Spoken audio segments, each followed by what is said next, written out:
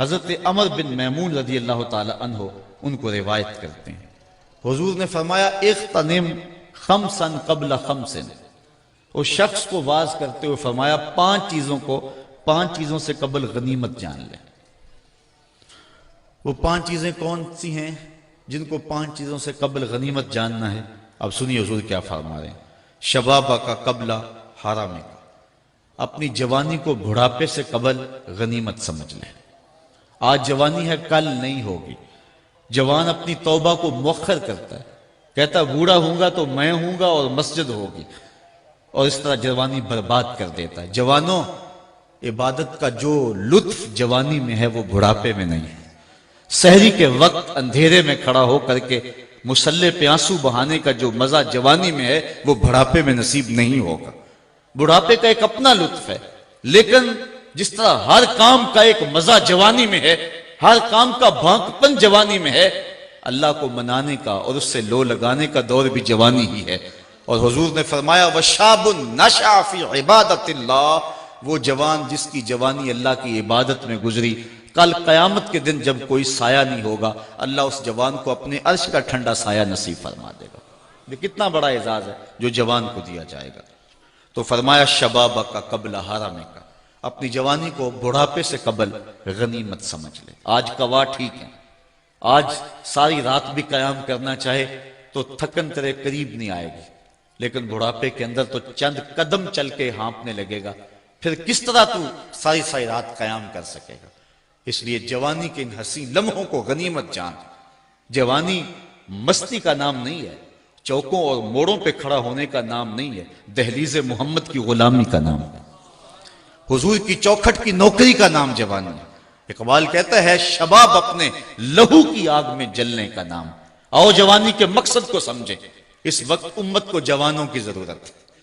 آج پوری امت جس حالت میں ہے، اس وقت امت کو جوان فکر لوگوں کی ضرورت ہے اور جوان خون کی ضرورت ہے جو اسلام کے کام آئے، لیکن ہماری جوانیاں کہاں گزر رہی ہیں؟ آؤ اپنی جوانیوں کو دہلیز مصطفیٰ پہ لے آئیں اور حضور کی خدمت میں عرض کریں آقا ساری جوانی آپ کے قدموں پہ وار دیں گے۔ اور جوانی کی اس مقصدیت کو سمجھیں تو فرمایا شبابہ کا قبل حرم کا، اپنی جوانی کو بڑھاپے سے قبل غنیمت جان۔ صحت کا قبل سقم کا، اپنی صحت کو بیماری سے قبل غنیمت جان۔ آج صحت ہے، کل نہیں ہوگی، نہ جانے کب بیماری کا اچانک حملہ ہو جائے پھر ہاتھ ملتا رہ جائے۔ آج صحت کے ان حسین لمحوں کو غنیمت جانتے ہوئے اپنے رب کی عبادت کر اور دین کے لیے کوئی کام کر جائے۔ وغنا کا قبل فقر کا، اور تیسری بات فرمائی غنا کے دور کو، خوشحالی مالداری کے دور کو، غربت اور فقر و فاقہ کے دور آنے سے قبل غنیمت جان لے۔ آج تیرے پاس دولت ہے، دولت نے کبھی کسی کے ساتھ وفا نہیں کی، ہو سکتا ہے کل تو کنگال ہو جائے۔ جو کروڑوں میں کھیلتے تھے وہ کوڑیوں کو ترسے، اس لیے آج تیرے پاس دولت ہے، آج اس سے فائدہ جو حاصل کر سکتا ہے کر لے، اللہ کی راہ میں جتنا لٹا سکتا ہے اس کو لٹا دے۔ وغنا کا قبل فقر کا، جب فقر آئے گا پھر ملے گا، میرے پاس ہوتے تو میں یوں کرتا، جب تھے اس وقت کیوں نہیں کیا۔ چوتھی چیز فرمایا وفراغ کا قبل شغل کا، فراغت کے دور کو مصروفیت کے دور سے قبل غنیمت جان۔ آج فراغت کے لمحے ہیں، آج تیرے پاس وقت ہے، کل تو وقت کے لیے ترسے گا، مصروفیات بہت ساری ہوں گی، پھر کہے گا وقت ہوتا تو میں یہ کام بھی کر لیتا۔ آج وہ کام جو تو بڑھاپے میں جن کے لیے ترسے گا، آج اپنی فراغت کو مصرف میں لے آ اور اپنے وقت کی قدر اور اپنے وقت کی قیمت جان۔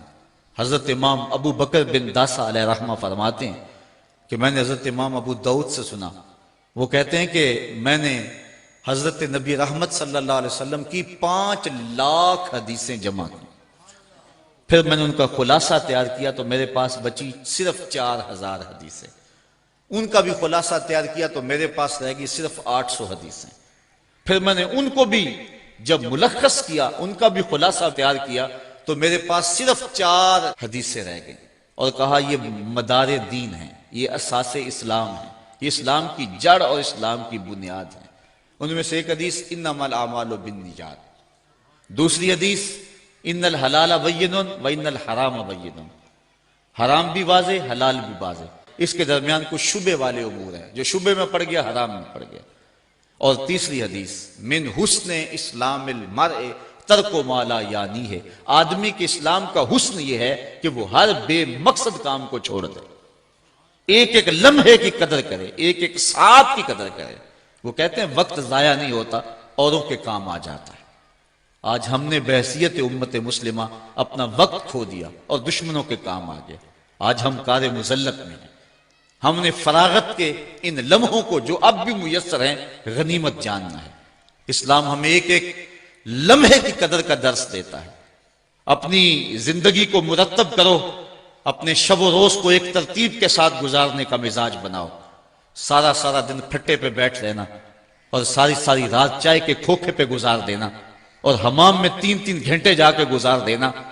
جس امت کو پوری دنیا میں جکڑا گیا ہو، جس امت کی بیٹی عافیہ صدیقی رو رہی ہو، بھلا اس امت کے جوانوں کو یوں آوارگی زیبا ہے؟ بھلا انہیں تو ایک ایک لمحہ لگا دینا چاہیے تعلیم و تعلم کی گزرگاہوں میں، اور اسلام کی سربلندی کے لیے ان کو ایک ایک لمحے کی قدر کرنی چاہیے۔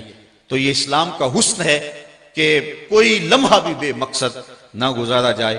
حضور نے فرمایا وَفَرَاغَكَ قَبْلَ شُغْلِكَ، شغل سے قبل، مصروفیت سے قبل اپنی فراغت کو غنیمت جان اور اس کو کام میں لیا۔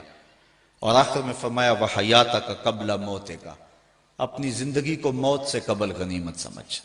جب موت آئی تو پھر ہاتھ ملتا رہ جائے گا۔ میرے حضور قبلہ عالم فرماتے ہیں سے ثابت اجے حواس تیرے، کر لے نیکیاں رج کے تو، اڑیا رب رسول کیوں بھل بیٹھوں، آ رب رسول ول پج کے تو، آئی موت ایتھے رہسن کم تیرے، اگے واسطے چل ہن سج کے تو، کی آکسن لوگ یعقوب تینوں، جدوں ٹر پیوں سر منہ کج کے تو۔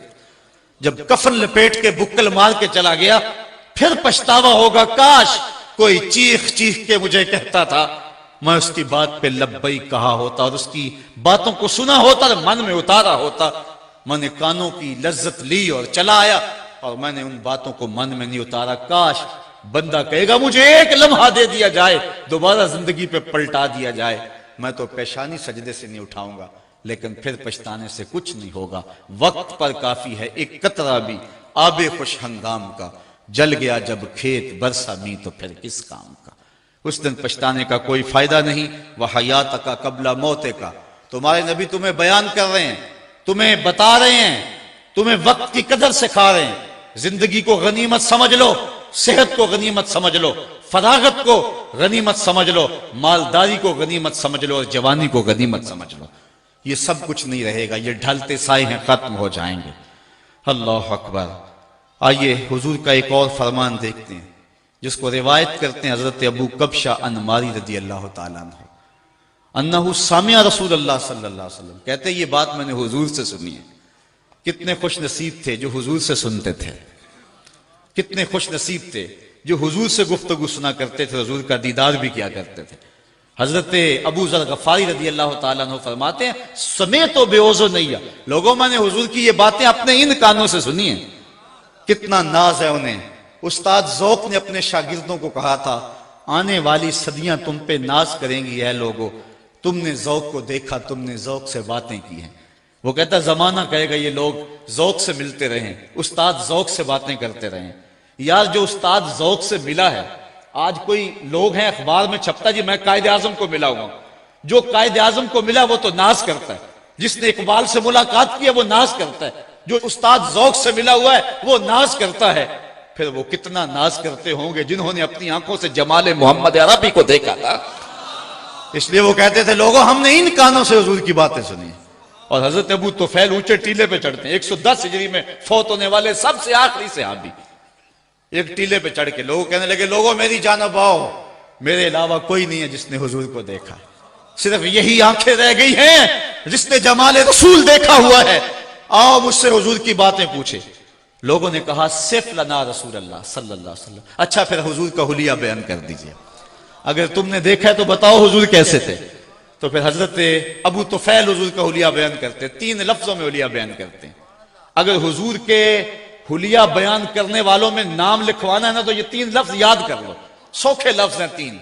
حضور کے وصافوں میں نام آ جائے گا، حلیہ نگاروں میں نام آ جائے گا، حضرت ابو طفیل کہتے ہیں کان رسول اللہ صلی اللہ علیہ وسلم ابیض ملیحا مقصدا، 3 لفظوں میں اولیاء بیان کیا، ابیض ملیحا مقصدا، ایک تو چٹے رنگ کے تھے، دوسرا حسن نمکین تھا، تیسرا ہر معاملے میں توازن تھا۔